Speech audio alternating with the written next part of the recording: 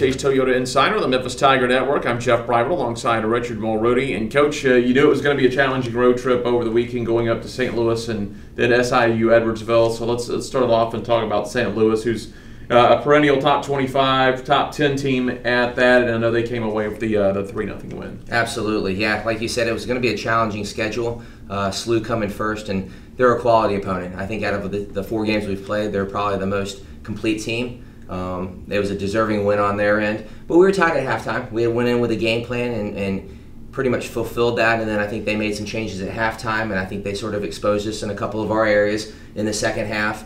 And at the end of the day, it was a win that they deserved, but it wasn't from the lack of effort on our end. I mean, I think we did our best, and it just shows you that we have to gain a little more experience, a little more game management, and just everything that goes in with that on and off the field. But give SLU credit, but at the end of the day, it's still a loss, and there's no moral victories. But I do think that it was a game that our players got a lot of experience from and know that that's the type of level that we need to be at if we're looking to compete for championships. Then anytime you go on the road for an entire weekend, the fatigue really sets in on your second match, and it's a 2-0 loss to SIU Edwardsville. We talked about this last week. They don't maybe carry the name St. Louis does, but you look at what they do in their league and their program. It's a very good program. Absolutely. They have a nice stadium there. They don't have a football program, so soccer gets a lot of the attention. It was a Sunday afternoon game. I talked with the coach. We tried to maybe move it higher up in the evening to 5 or 6. The field turf, I think, got to 110 degrees from what I understood. No excuses.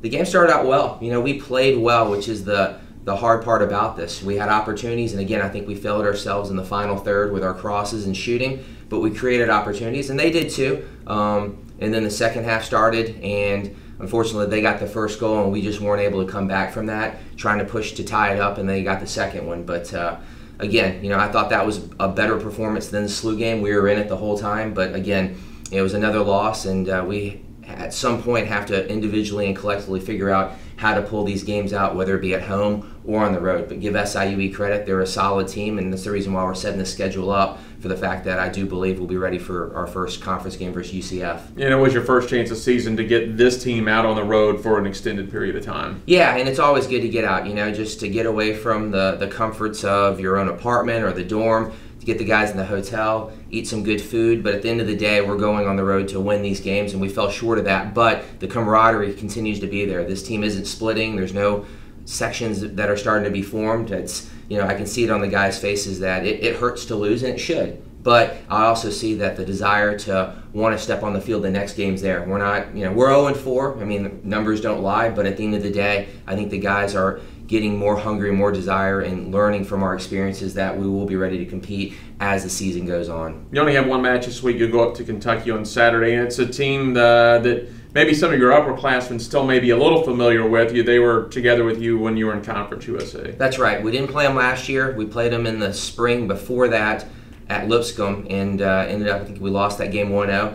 Complete team. They're coached very well. They have athletes that know how to run the system, and they have quality players and players that know how to distribute the ball, and they have finishers up top. So it will be a testing game, but it's a game that, again, I'm not going in hoping to get a tie. We're going in for a win. I think that would speak highly for our confidence, but we've got to put a 90-minute performance together. I feel as though we've done the 60, 70-minute games, and we've had one game in there that was 90 minutes. It was just unfortunate to lose. That's soccer, but it's a 90-minute game, sometimes 120, and we've got to see the game from the start, first minute, to the last minute, 90th, to make sure it's all left on the field and not have any lapses, and I think that's sort of what's killed us in a few games. A chance to really put everything into this game, because after this game, we'll talk more about it next week, you're going to have a 10-day gap in the schedule where you can kind of reset everything, kind of take a look and say, here's what we're doing well, here's what we need to improve on, and you have an extended period of time then to move forward. That's right. A lot of times in the season, it's a Wednesday, Saturday, Friday, Sunday.